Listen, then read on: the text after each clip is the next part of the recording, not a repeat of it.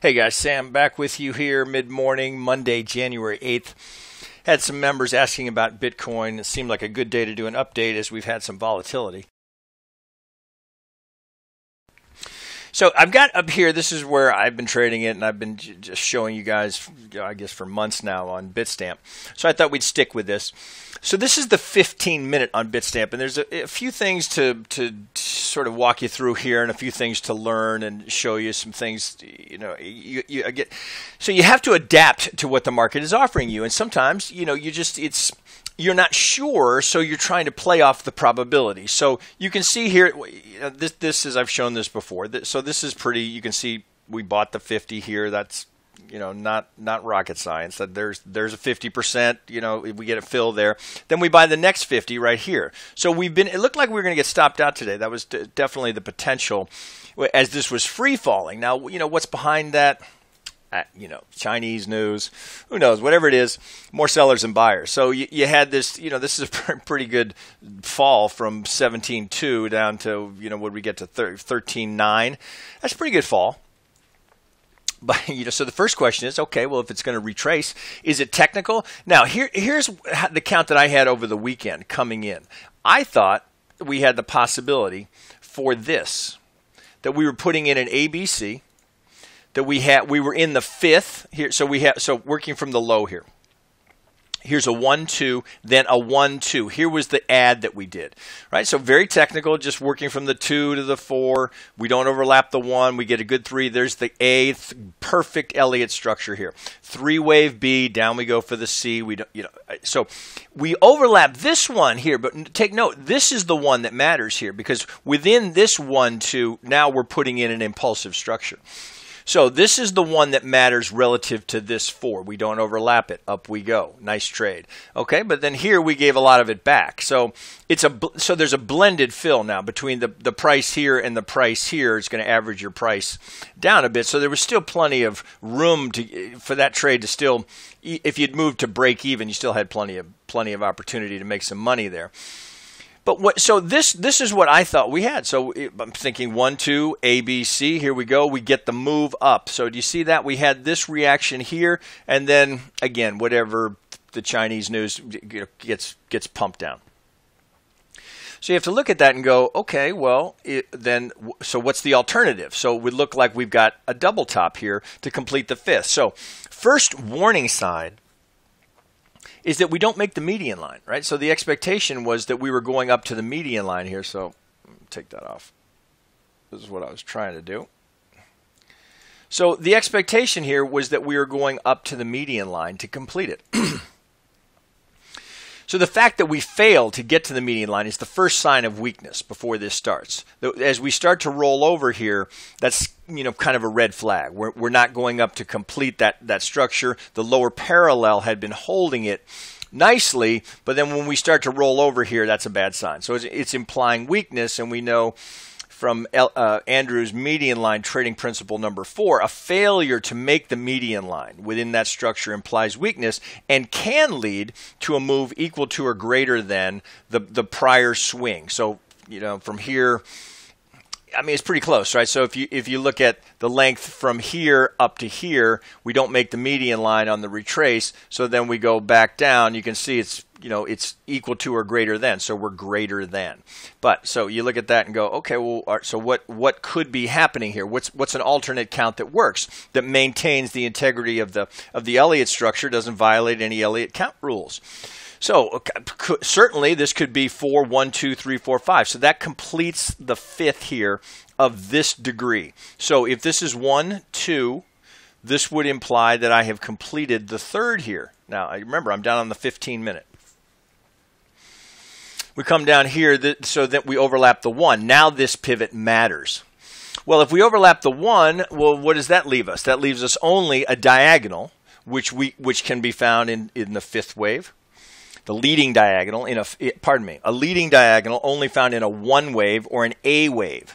Well, okay, so if this is my 4 on the larger degree here, if this is my 4 and I've had an A, B, C correction, we've come down here. So let me when I go to the hourly, this will make more sense. So this very well could be the A, this is our B, and then here's our classic crypto truncated C wave. So potentially when I go pull out to the 1 hour, that will make more sense. But this playing as an important pivot, potentially the truncated C wave here relative to this low.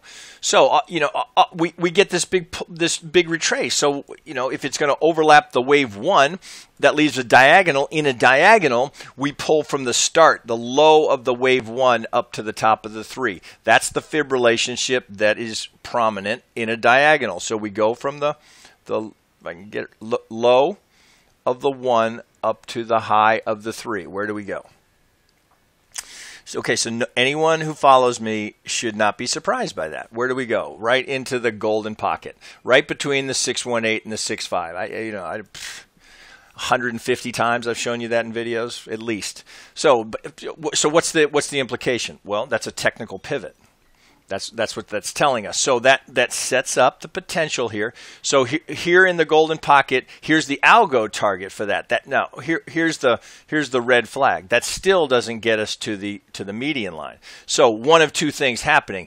Either I've got to change my pivot, so I might now draw median lines this way. So I might work from here to my 3 high down to my 4 low. Okay, well, so if I do that and I pull this off and say, okay, well, these are the pivots now that I'm working in. Well, we could get to the median line quickly. We could get there today. But how does that relate to where I'm going longer term and on a larger degree?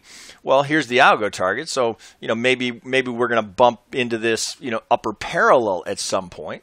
Remains to be seen. Maybe it takes its time and we hit it over here. That would be technical perfection to hit the median line and the negative 23.6. That would play relative to a leading diagonal, and that may well just be the 1 wave. If this is going to be the 4, and this is our ABC correction, which I'm going to show you when we go pull out to the 1 hour. That certainly plays. And so a couple of scenarios. We might go from this low. If this is going to be, this low is going to hold, we might go up here, tag the median line, then maybe we're coming back down to retrace for the 2 of the 5th. All right, so that wouldn't surprise me at all. But again, I certainly want to see that be technical. So if this is going to be a 1-2, I'm anticipating it between the 50 and the 618. That's where I'd look for the entry. So that's potentially yet another add. Right, so that's setting up. We'll see what happens, over the next 24 hours, if this is going to hold. But that's certainly a good sign, right? That it could. Well, let me put it to this way: that pivot could not be any better. We couldn't have asked for it in a better place, right in the golden pocket. So where do we go now? So that's the classic now, as we're calling it. That's the golden corner pocket. Now, here's our pivot right in the golden zone. So now I'm anticipating that this may well be the median lines that we're working from. We'll see. So likely there will be a challenge, a retest of that low, and that's where that sets up the 2. All right, now let's go look at it on the 1 hour. So here I am. Here's the 60-minute. So this will start to make a little more sense. So if you see it here, now you can see it. So I propose to you that what we have here is this is our 3rd. We come down into an A wave. Here's the classic 3-wave B, and then we get the truncated C that has just been the dominant technical pattern in crypto, for the last year. So that's the classic truncated C pattern. We get the triangle pattern. So if I bring this out here, you can kind of get the idea.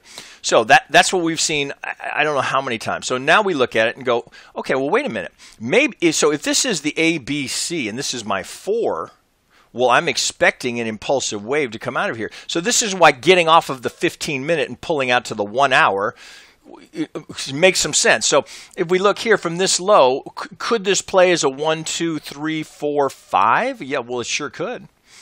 Now we're no longer considering this a diagonal. We're looking at this saying, well, wait a minute. I think I've got a completed 5 wave, and it is still a diagonal, pardon me. So we still get, so if you see here, as I look at this, so here's our 1 wave high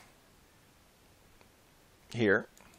Here's our low here. So we wick it. We just go through by a few ticks. But look at the perfect Elliott structure here, right, guys? This is why I would encourage you to do the study into incorporating Elliott wave into your trading. So look how perfect these corrections are. Now these are classic ABC corrections. ABC, down we go into a three-wave structure. Let me put that in yellow so you get the idea. Okay, so that's the classic Elliott wave ABC correction, and we get two of them in a row.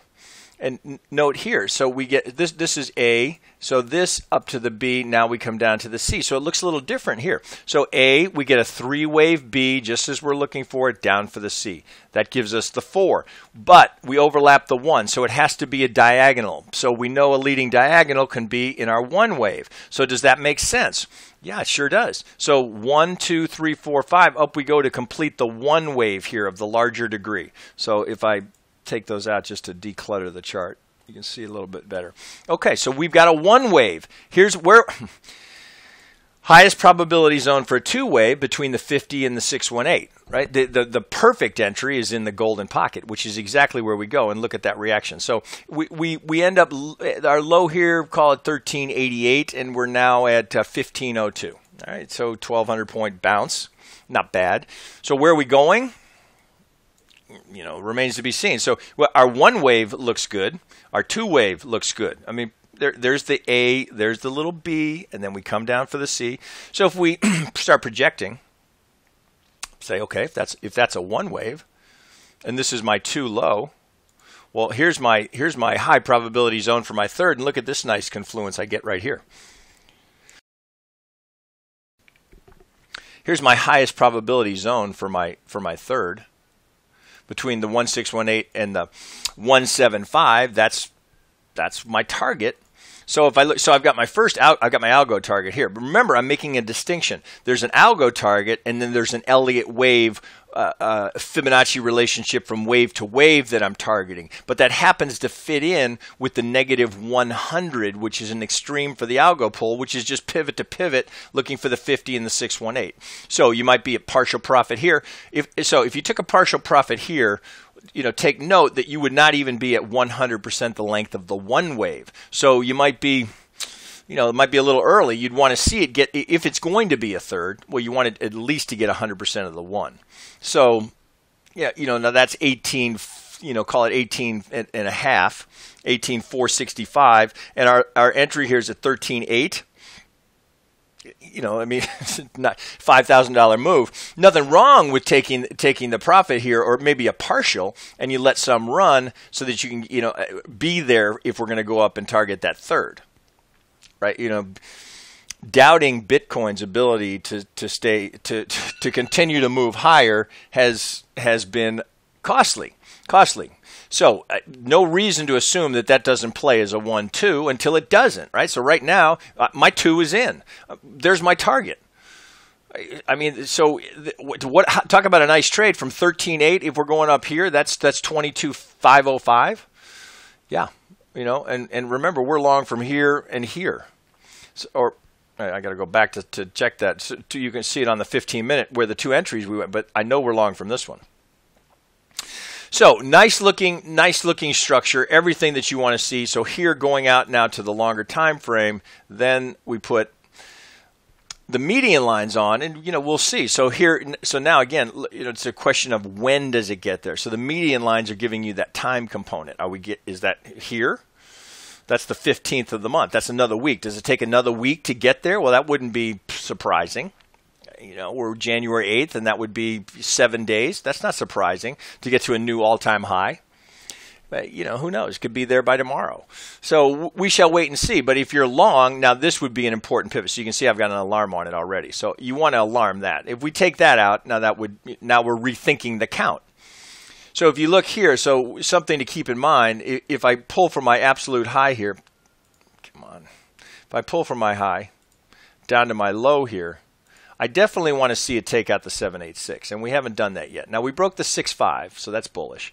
But we still haven't gotten on the other side of the 786. So that would be the last stand for some sort of complex correction to be underway here. So we had an A, B, C, maybe a D, and then we're going down for an E. So that That's all possible, still there, still well within an Elliott count that would certainly play and be consistent with Elliott rule set. We shall see. But so this would be the next important mile marker for this bullish count. Let's get 100% of the length of the one wave to confirm we've got a 3. That's going to be tricky up here as we come into previous all-time highs. There will likely be some sellers there.